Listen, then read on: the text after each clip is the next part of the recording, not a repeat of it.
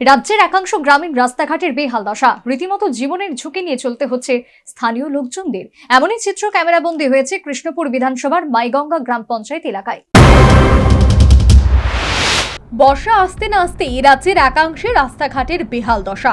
কৃষ্ণপুর বিধানসভা কেন্দ্রের অন্তর্গত মাইগঙ্গা গ্রাম পঞ্চায়েতের ৬ নম্বর ওয়ার্ড এলাকায় রাস্তাঘাটের যন্ত্রণায় এক প্রকার নাজেহাল স্থানীয়রা। এলাকার বাসিন্দাদের অভিযোগ, দীর্ঘ প্রায় ৩ দশক আগে এই রাস্তাটা নির্মাণ করা হলেও এই রাস্তাটির কোনো প্রকারের সংস্কারের প্রয়োজনীয়তা অনুভব করেনি তথাকথিত দায়িত্বপ্রাপ্তরা।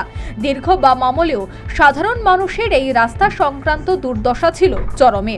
বিশেষ করে বর্ষার সময়ে সংশ্লিষ্ট রাস্তার বিভিন্ন জায়গায় জল কাদায় একাকার হয়ে থাকে। একই ছবি বর্তমানেও। এলাকার রাজনৈতিক দলমত নির্বিশেষে মানুষ দাবি করছে এই রাস্তার মান উন্নয়নে সত্যিকারের অর্থে পরিকল্পনা অনুযায়ী উদ্যোগ গ্রহণ করা হোক।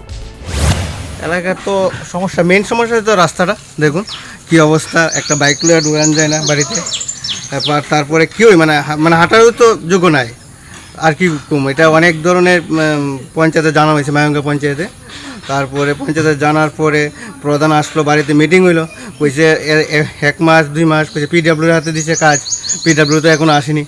আজকে আফটার 4 ইয়ার্স ধরে এরকম চলতেছে, কোনো রেসপন্স পাইনি। সত্যিকারের অর্থেই এই রাস্তাটা দিয়ে চলাচল করা প্রায় অসাধ্য ব্যাপার। যদিও মানুষ অভিযোগ করছেন প্রশাসনিক খামখেয়ালিপনার জন্য তাদের দুরবস্থার অন্ত নেই।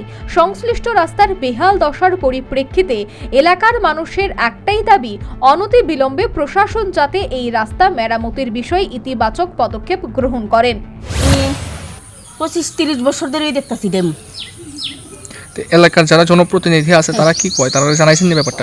তারাও জানছে, এটা হইতাছে না যে মেম্বার তারা তো জানাইছে। তারা কইলো, তারা কয় এরা করে না, পরে পরে পরে। কোন এলাকা এটা? এটা মাইগঙ্গা তুই ধরে কোন বিধানসভা? এটা কৃষ্ণপুর বিধানসভা। কৃষ্ণপুর বিধানসভা না? তো এই সমস্যা আপনারা মানে কি চাইতেছেন এখন? ওখান চাইতেছি রাস্তাটা তুমি সুন্দর করে হোক। পাশাপাশি যেহেতু এই এলাকাটি রাজ্যের জনজাতি কল্যাণ দপ্তরের মন্ত্রী বিকাশ দেববর্মার বিধানসভার নির্বাচনী ক্ষেত্র, তাই মানুষের আশা মন্ত্রী বাহাদুর সংশ্লিষ্ট এলাকায় মানুষের দুর্দশা লাঘবে অবশ্যই কার্যকরী ভূমিকা গ্রহণ করবে। Bureau report, news vanguard.